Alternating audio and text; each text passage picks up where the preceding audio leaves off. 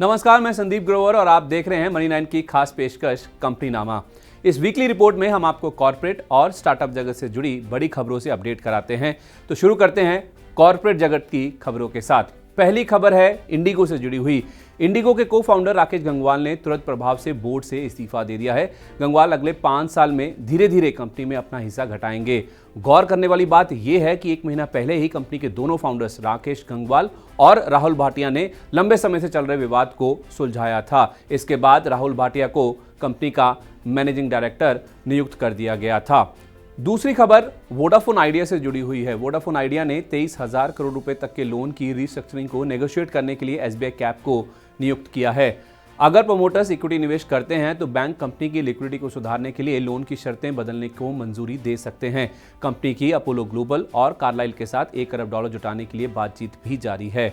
तीसरी खबर की ओर बढ़ते हैं। दिग्गज रिलायंस इंडस्ट्रीज ने दिवालिया सिंटेक्स इंडस्ट्रीज के लिए दूसरे राउंड में 3,405 करोड़ रुपए की सबसे अधिक बोली लगाई है। Assets care and reconstruction enterprise यानी ACRE के साथ पार्टनरशिप में ये बोली लगाई गई है। इसके अलावा दूसरी खबर भी आई है जो कि जियो प्लेटफॉर्म से जुड़ी है। जियो प्लेटफॉर्म्स ने सैटेलाइट बेस्ड ब्रॉडबैंड सर्विसेज देने के लिए SES के साथ करार किया है। नई कंपनी में जियो प्लेटफॉर्म्स की 51% और SES की 49% हिस्सेदारी होगी।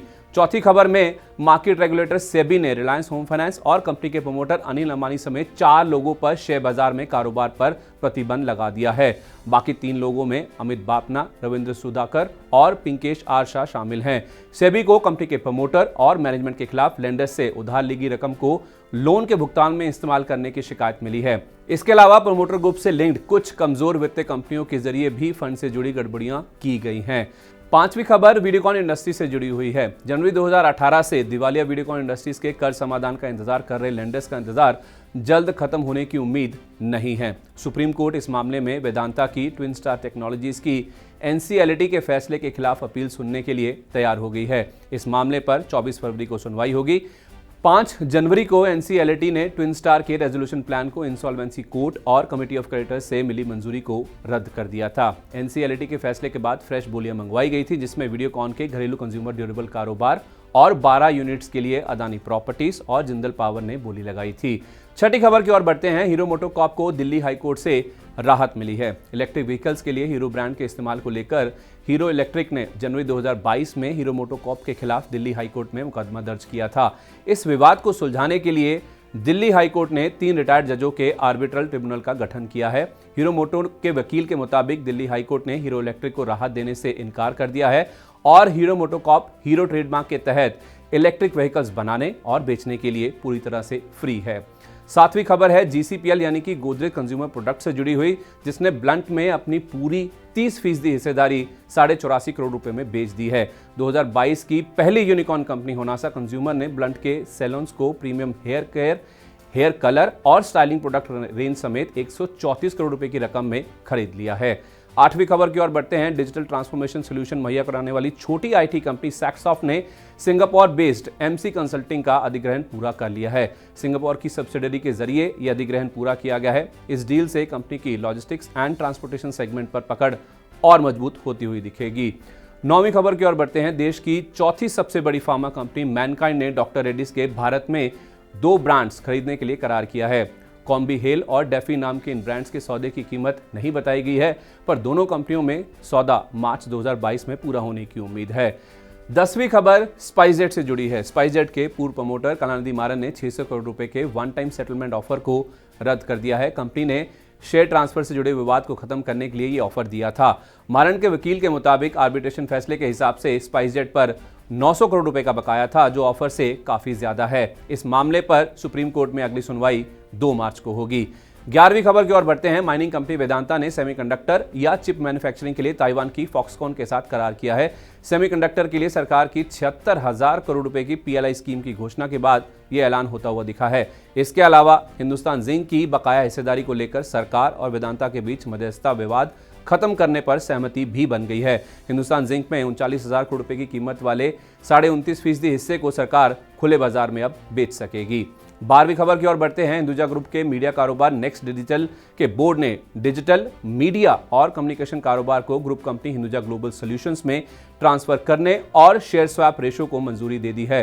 दोनों कंपनियों के बीच जनवरी 2022 में यह डील हुई थी। इस डील से नेक्स्ट डिजिटल को डिजिटल विस्तार में मदद मिलेगी। डील के तहत नेक्स्ट डिजिटल के 63 शेयरों के बदले हिंदुजा ग्लोबल सॉल्यूशन के 20 शेयर मिलेंगे। अब बात करते हैं स्टार्टअप जगत की। पहली खबर की ओर बढ़ते हैं। जियो प्लेटफॉर्म सॉफ्टबैंक के समर्थन वाली एनमोबी ग्लांस प्लेटफॉर्म में करीब 1500 करोड़ रुपए का निवेश करेगी। वीडियो और उस पर विज्ञापन सहित मोबाइल लॉक स्क्रीन कंटेंट प्रदान करता है ग्लांस इस निवेश का इस्तेमाल एशिया में वृद्धि के साथ साथ अमेरिका, ब्राजील, मैक्सिको और रूस समेत अन्य प्रमुख वैश्विक बाजारों में अपनी सेवाओं को शुरू करने के लिए करेगा। दूसरी खबर में B2B e commerce startup elastic run ने सॉफ्टबैंक विजन फंड 2 और गोल्डमैन सैक्स एसेट मैनेजमेंट के नेतृत्व में आयोजित सीरीज ई फंडिंग राउंड में $33 करोड़ जुटाए हैं। इस राउंड के बाद कंपनी का वैल्यूएशन बढ़कर $1.5 अरब हो गया है। तीसरी खबर की ओर बढ़ते हैं। देश के सबसे वैल्यूएबल एडटेक प्लेटफॉर्म बायजूस ने ऑफलाइन ट्यूशन स्पेस में एंट्री के लिए $20 करोड़ के निवेश की घोषणा की है। इसके लिए कंपनी ने बायजूस ट्यूशन सेंटर नाम का कॉम्प्रिहेंसिव प्रोग्राम भी लॉन्च किया है। अगले 2 साल में कंपनी का इस प्रोग्राम में 10 लाख स्टूडेंट्स को एनरोल करने का लक्ष्य है। चौथी खबर की ओर बढ़ते हैं। डेट मार्केटप्लेस क्रेड एवेन्यू ने डिजिटल कलेक्शन कंपनी स्पॉक्टो में 75% हिस्सेदारी खरीदी है। इसके लिए कंपनी 400 करोड़ रुपए का भुगतान करेगी। क्रेड एवेन्यू प्लेटफॉर्म पर लेंडर्स के लिए डिजिटल कलेक्शन सॉल्यूशंस की सुविधाएं भी मिलेंगी। पांचवी खबर फिनटेक स्टार्टअप स्लाइस से जुड़ी है। उन्होंने 65 करोड़ रुपए का अपना पहला एम्प्लॉय स्टॉक ऑप्शन प्लान यानी ईसॉप बायबैक पूरा कर लिया है। टाइगर ग्लोबल के निवेश वाला यह फिनटेक स्टार्टअप फिलहाल युवाओं को ध्यान में रखकर एक वीजा कार्ड प्रदान करता है जो ग्राहकों को उनके बिल को 3 किस्तों में पेमेंट करने की इजाजत देता है। छठी खबर की ओर बढ़ते हैं। हेल्थ स्टार्टअप केनको हेल्थ ने सिकोया कैपिटल के नेतृत्व में आयोजित सीरीज ए फंडिंग राउंड में करीब $1.25 करोड़ की राशि जुटाई है। इस फंडिंग राउंड में बी नेक्स्ट, ओरियस, 9 यूनिकॉर्न्स और वेफोम ने भी भाग लिया। केनको हेल्थ सब्सक्रिप्शन बेस्ड सर्विस उपलब्ध कराती है जो इंश्योरेंस कंपनियों के सहयोग से ओपीडी और हॉस्पिटलाइजेशन के खर्च को कवर करती है। सातवीं और आखिरी खबर की ओर बढ़ते हैं। एग्री इनपुट्स के लिए B2B स्टार्टअप एग्रीम ने कलारी कैपिटल से 75 करोड़ रुपए की राशि हासिल की है। कंपनी इस फंड का इस्तेमाल नई भर्तियां करने और अपना ऑपरेशन बढ़ाने में करेगी। तो ये थी इस हफ्ते की कॉर्पोरेट और स्टार्टअप जगत से जुड़ी बड़ी खबरें। लेकिन चलते चलते आपको बता दें, इस हफ्ते कई बड़ी कंपनियों के नतीजे और खबरों के आधार पर ब्रोकर्स ने अपनी राय या लक्ष्य में बदलाव किए हैं। क्या क्या बदलाव हुए हैं, आइए देखते हैं।